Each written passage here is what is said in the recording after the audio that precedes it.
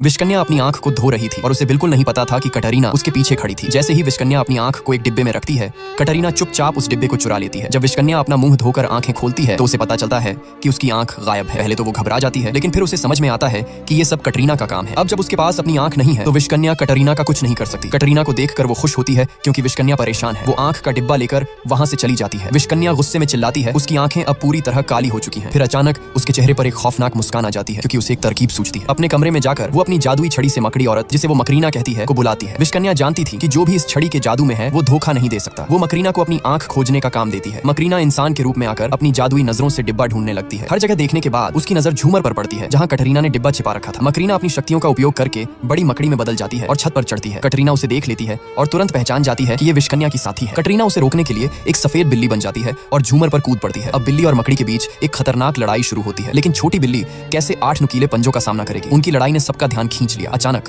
सफेद बिल्ली का पैर झूमर में फंस जाता है और वो हिल नहीं पाती। इस मौके का फायदा उठाकर मकरीना डिब्बा निकालती है और भाग जाती है। अपनी आंख वापस पाकर विशकन्या बहुत खुश होती है। आंख वापस लगाने के बाद वो मकरीना को फिर से अपनी छड़ी में कैद कर लेती है। अब वो कटरीना और आदित्य का खेल खत्म करने के लिए निकल पड़ती है, लेकिन जब वो हमला करने के लिए अपनी जीभ बाहर निकालती है तो वो नहीं निकलती। कई बार कोशिश करने के बाद भी उसे सफलता नहीं मिलती। असल में विशकन्या की जादुई शक्ति उसकी आंखों में है और उनकी अनुपस्थिति में उसकी शक्तियां काम नहीं कर रही थी। ये देखकर कटरीना समझ जाती है कि विशकन्या अब कमजोर हो चुकी है। वो उसे चिढ़ाते हुए बताती है कि वो जल्द ही आदित्य से शादी करने वाली है। विशकन्या हार मानने वाली नहीं थी। उसने ठान लिया कि वो इस शादी को नहीं होने देगी। वो आदित्य की एक्स गर्लफ्रेंड आलिया के पास जाती है और कहती है कि उसके पास कटरीना की सच्चाई उजागर करने का एक तरीका है। वो आलिया से कहती है कि अगर वो उसका साथ दे तो वो शादी रोक सकती है। आलिया मान जाती है। वो कटरीना को हल्दी लगाने के लिए जाती है। कहने को तो वो शादी की बधाई देने गई थी, लेकिन हल्दी देखकर कटरीना का चेहरा बिगड़ जाता है क्योंकि हल्दी लगते ही उसका असली रूप सबके सामने आ सकता था। आलिया के बार बार कहने पर वो मना नहीं कर पाती। जैसे ही आलिया उसके चेहरे पर हल्दी लगाती है, कटरीना का चेहरा अचानक बिल्ली में बदल जाता है। आलिया यह देखकर चौंक जाती है कि विशकन्या सच कह रही थी और ये सच में एक जानवर है। डर के मारे वो वहां से भाग जाती है। कटरीना अपनी असलियत खुलने पर गुस्से में आ जाती है। वो किसी भी हाल में आलिया की शादी रोकना नहीं चाहती थी। तुरंत